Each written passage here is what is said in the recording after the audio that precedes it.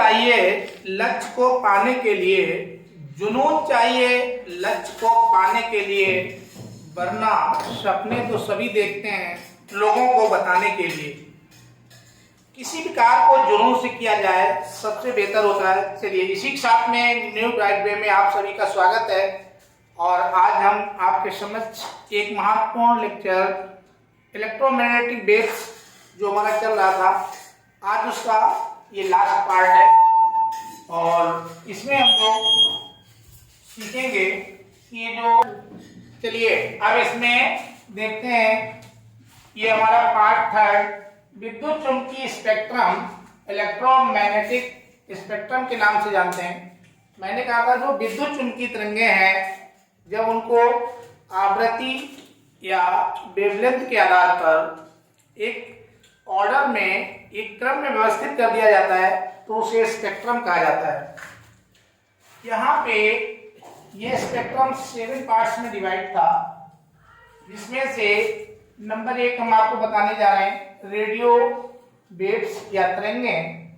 Radio तरंगे, इसमें हमको 5 चीजें मुख्य याद रखनी है। पहली उसकी तरंग दैर्घ्य, दूसरा उसकी आवृत्ति या फ्रीक्वेंसी रेंज, तीसरा उसका प्रोडक्शन या उत्पादन, चौथा उसका गुण और पांचवा उसका यूज, उसका उपयोग।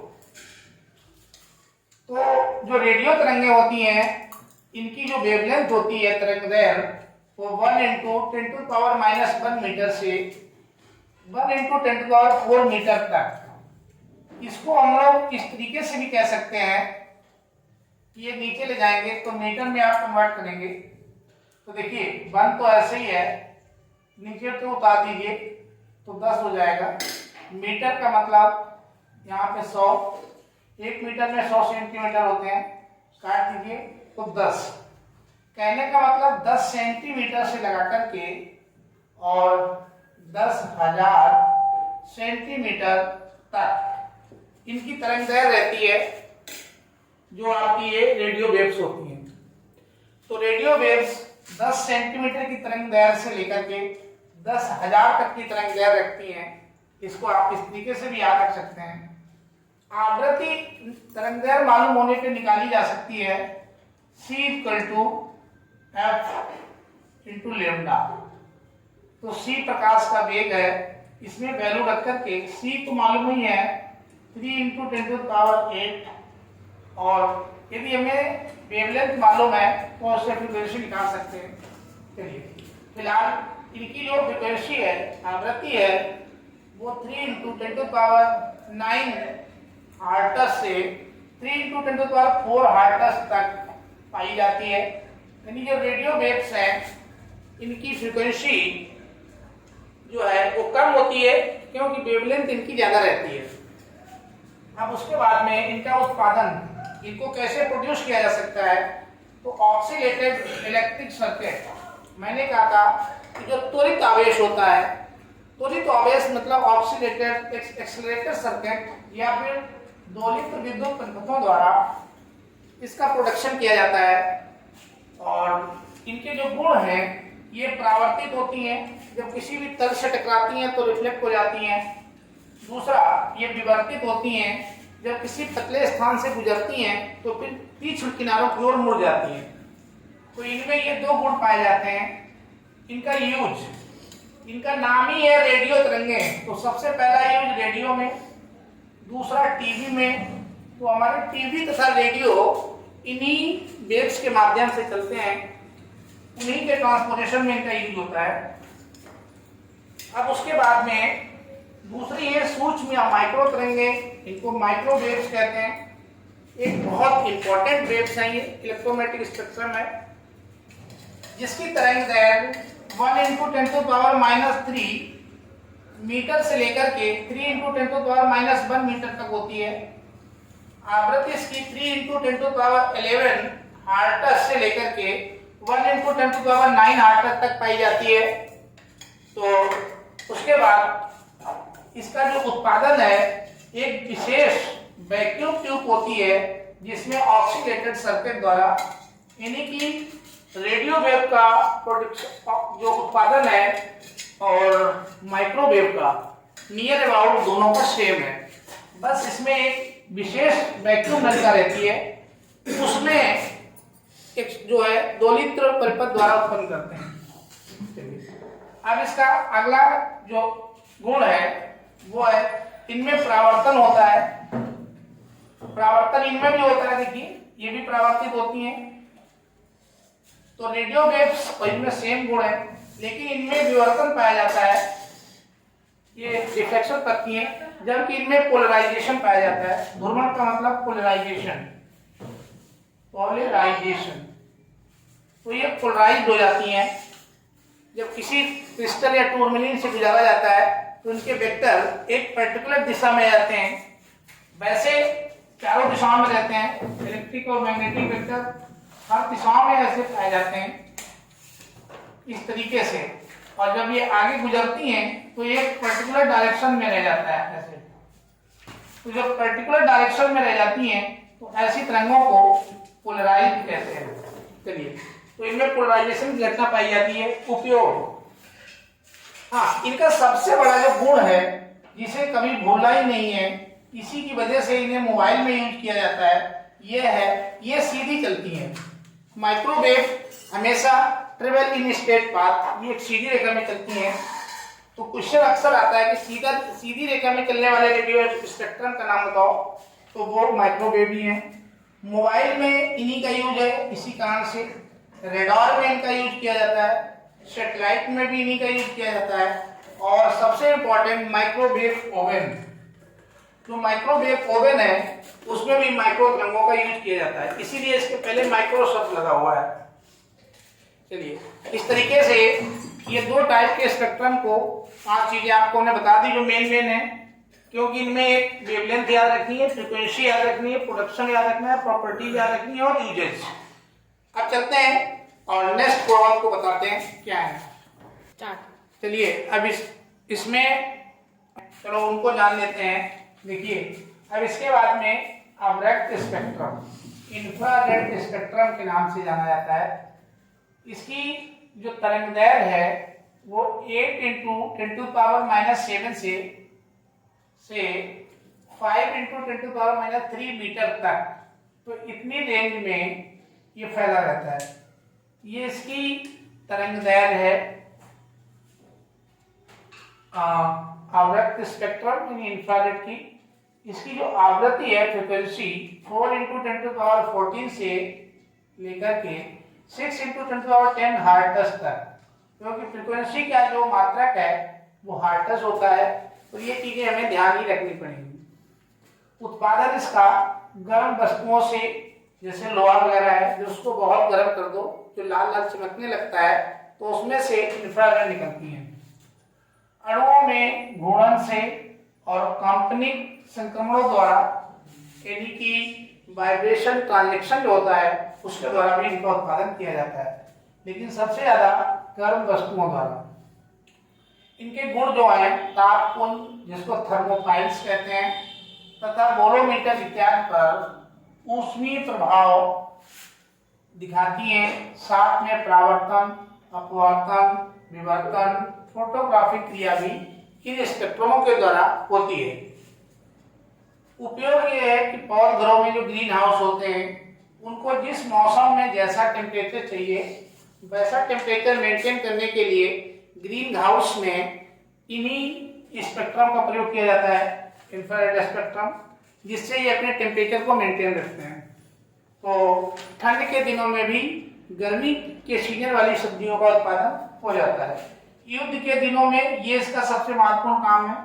कोहरा वगैरह में आर पार देखने के लिए इंफ्रारेड से कोहरों में भी, कोहरा जो खूब तरह से पड़ता है, या धुंध में भी आर पार देखा जा सकता है। तो ये इसका सैनिक लोग भी इसका उपयोग करते हैं। चौथे टाइप का जो है दृश्य स्पेक्ट्रम, विजुअल स्पेक्ट्रम, जिसको हम अपनी आंखों से देख पाते हैं। इसकी तरंगदैर्घ्य 4 × 10⁻7 से लेकर के 8 × 10⁻7 मीटर तक होती है। अब इसकी दूसरी चीज ये है कि इसकी जो आवृत्ति है वो आपकी 8 × 10⁻14 से लेकर के और 4 × 10⁻14 तक होती है। तो ये इसकी आवृत्ति रेंज है, ये इसकी तरंगदैर्घ्य रेंज है। अब उसके बाद उत्पादन। तो आयनिक गैसों के उत्तेजित परमाणुओं द्वारा जब किसी भी परमाणु उत्तेजित होते हैं, एक्साइटेड होते हैं, तो उनके इलेक्ट्रॉन उच्च कक्षाओं में चले जाते हैं। नील बोहर के मॉडल में बताया था। जैसे ये न्यूक्लियस है, ये इसकी बाहर की कक्षाएं हैं, इसमें इलेक्ट्रॉन चक्कर लगा रहे हैं। कोई इलेक्ट्रॉन यहाँ से ऊपर की कक्षा में गया, वो 10⁻⁻8 सेकंड तक रुकेगा, उसके बाद वापस आएगा। जब वापस आएगा तो तरंग ईएम वेव के रूप में अपनी एनर्जी को रिलीज करता है, तो उससे इनका उत्पादन हो जाता है। तापदीप जो गर्म वस्तुएं होती हैं, कैंडिसेंट, तापदीप इनकैंडिसेंट्स, उनके द्वारा जैसे अपने बल्ब का जो फिलामेंट होता है, देखिए प्रकाश का उत्पादन कर रहा है, वैसे करता है। गुण इनमें परावर्तन, अपवर्तन, ये आपने चैप्टर पढ़े हैं।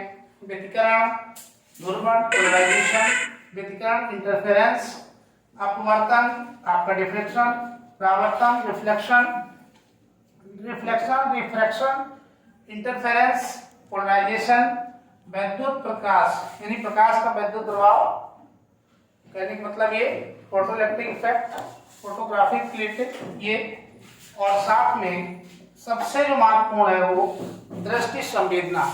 ये हमारे रेटिना पर सेंसेशन पैदा करता है, जिससे हम चीजों को देख पाते हैं। यही एक स्पेक्ट्रम है जिसे हम अपनी आंखों से देख लेते हैं। उपयोग क्या है? अणुओं की संरचना को समझने में, परमाणुओं के बाह्य कोश में इलेक्ट्रॉनों के प्रबंधन की जानकारी प्राप्त करने में इस स्पेक्ट्रम का काफी उपयोग किया जाता है। इस तरीके से इंफ्रारेड और दृश्य स्पेक्ट्रम के 5 कैरेक्टर्स आपको यहाँ पे बता दिए। आप जो बचे हुए हैं उनके विषय में आपको अल्ट्रावायलेट और एक्स किरणों को बताते हैं। चलिए, अब इसमें इन किरणों के विषय में, इन स्पेक्ट्रम्स जो हमारा पराबैंगनी अल्ट्रावायलेट स्पेक्ट्रम है, इसकी जो तरंगदैर्घ्य है वो 1 × 10⁻⁸ मीटर से 4 × 10⁻7 मीटर तक होती है। तो ये इसकी वेवलेंथ की रेंज है। आवृत्ति इसकी 3 × 10⁻16 से लेकर के 8 × 10⁻14 हर्ट्ज तक होती है। काफी हायर फ्रीक्वेंसी है, गामा किरणों से कम है केवल। उत्पादन इनका सूर्य से सबसे ज्यादा अल्ट्रावायलेट रेडिएशन का प्रोडक्शन होता है। आर्क से, स्पार्क से, गर्म निर्वात जो हॉट वैक्यूम होता है वहां से भी अल्ट्रावायलेट रेडिएशन क्रिएट होता है। और आयनाइज्ड गैसेस जब आयनाइज्ड होती हैं, इलेक्ट्रॉन को बाहर निकालती हैं, तो वहां से भी अल्ट्रावायलेट रेडिएशन उत्पन्न होता है। इनकी जो गुण है वो गामा किरणों के सभी गुण इनमें विद्यमान होते हैं, परंतु गामा किरणों से वेधन क्षमता इनकी कम रहती है। प्रकाश वैद्युत प्रभाव सबसे ज्यादा अल्ट्रावायलेट रेडिएशन ही दिखाता है। जब प्रकाश किसी पदार्थ पे पड़ता है तो वहां से इलेक्ट्रॉन चलने लगते हैं। इलेक्ट्रॉन चलने से विद्युत धारा उत्पन्न हो जाती है, उसी को प्रकाश का वैद्युत प्रभाव कहते हैं। उपयोग इसका जो है, अदृश्य लिखाई, ऐसी राइटिंग जो इनविजिबल होती है वो केवल अल्ट्रावायलेट से ही संभव है। अल्ट्रावायलेट रेडिएशन से लिखा हुआ दिखाई नहीं देगा, जब अल्ट्रावायलेट डाला जाएगा तब चमकने लगता है। नकली दस्तावेज जो आपके एयरपोर्ट या रेलवे स्टेशन पे पता किया जाता है, वहां पे भी अल्ट्रावायलेट रेडिएशन को डाल करके देखा जाता है, जिससे उसकी जानकारी हो जाती है कि इसके पास मतलब क्या है। अंगुलियों के निशान पता करने में भी इन्हीं का प्रयोग किया जाता है। और सबसे महत्वपूर्ण चीज है, खाने की वस्तुओं के संरक्षण में, प्रिजर्वेशन ऑफ फूड में अल्ट्रावायलेट रेडिएशन, क्योंकि हाई एनर्जेटिक है, जिससे हमारे खाने की चीजें सुरक्षित रहती हैं, तो ये मोस्ट इंपॉर्टेंट है इसका। एक्स किरणें जानते हैं, इनकी तरंगदैर्घ्य 1 × 10⁻11 मीटर से 3 × 10 मीटर तक होती है। तो ये इसकी तरंगदैर्घ्य है। तरंगदैर्घ्य यहाँ पे इनकी काफी कम है, क्योंकि इधर की वस्तुओं की आवृत्ति ज्यादा है। आवृत्ति इसकी 3 × 10⁻19 पहुंच गई है, से लेकर 10⁻16 हर्ट्ज तक। उत्पादन तीव्रगामी इलेक्ट्रॉनों के उच्च परमाणु क्रमांक के लक्ष्य पर टकराने से बहुत तेज इलेक्ट्रॉन किसी हायर एटॉमिक वेट के परमाणु से टकराते हैं तो वहां पे इनका उत्पादन होता है एक्सरे का। और इनके जो गुण हैं, यदि कहने का मतलब ये है कि कोई भी परमाणु है, ये इसका नाभिक है, ये इसके इलेक्ट्रॉन है, ये आंतरिक कक्षा के इलेक्ट्रॉन है, ये बाहरी कक्षा के इलेक्ट्रॉन है। तो आंतरिक कक्षा के इलेक्ट्रॉन जो अपने से ऊपर जाते हैं और फिर वापस आते हैं तो वहां से जो रेडिएशन निकालते हैं वो एक्स स्पेक्ट्रम होता है। उसके बाद में एक्सरे स्पेक्ट्रम रहता है। गामा किरणों के सभी गुण, लेकिन भेदन क्षमता कुछ कम होती है। परमाणुओं के भीतरी कोश की जानकारी को जानने में और रोगों में एक्स किरणों की इतनी क्षमता होती है कि आपके मांस को भेद सकती है, फैट को भेद कर सकती है, लेकिन हड्डियों को नहीं भेद पाती हैं, जिससे इनसे एक्सरे किया जाता है। कोई हड्डी की टूट फूट की जानकारी प्राप्त की जाती है।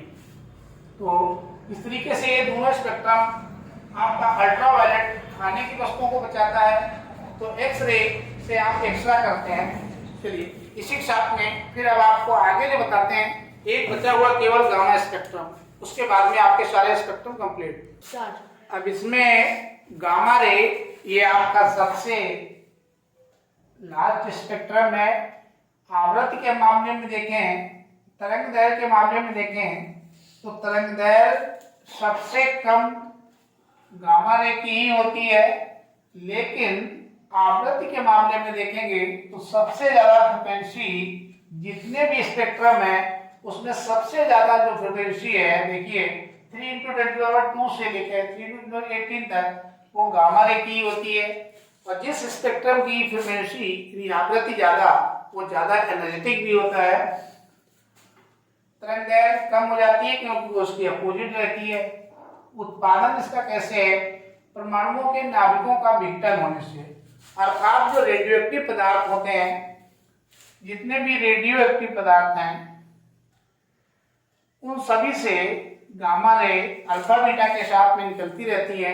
अल्फा बीटा तो कम है, लेकिन गामा जो है ये तरंगें हैं। तो रेडियोएक्टिव पदार्थों से इनका उत्पादन होता है जब नाभिकों का विघटन होता है। गुण इनके फोटोग्राफिक प्लेट की क्रिया करती हैं, प्रतिदीप्त उत्पन्न करती हैं, स्फुटन, आयनीकरण, विवर्तन, उच्च भेदन क्षमता। इससे ज्यादा भेदन क्षमता किसी की नहीं है। लोहे की 30 सेंटीमीटर मोटी दीवार को भी भेद सकती हैं। सबसे बड़ी क्वालिटी इनकी ये है कि इसमें कोई आवेश नहीं पाया जाता है, ये आवेश रहित होती हैं और मनुष्य के लिए हानिकारक होती हैं। तो रेडियोएक्टिव पदार्थों से इनका उत्पादन होता है। उपयोग के मामले कहें तो परमाणुओं के नाभिकों की संरचना की जानकारी इन्हीं के माध्यम से प्राप्त की जाती है। इस तरीके से हम लोगों ने स्पेक्ट्रम, सारे स्पेक्ट्रम पर लिए। रेडियो वेव्स जहाँ से स्टार्ट किया था, उसके बाद में माइक्रोवेव्स, फिर आपका इंफ्रारेड, विजुअल, अल्ट्रावायलेट और एक्सरे, गामा रे, समस्त की जानकारी आपको दे दी।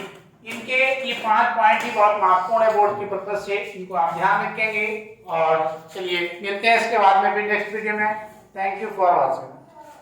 अगर आपको ये वीडियो अच्छा लगे तो लाइक, शेयर और सब्सक्राइब ज़रूर कर देना।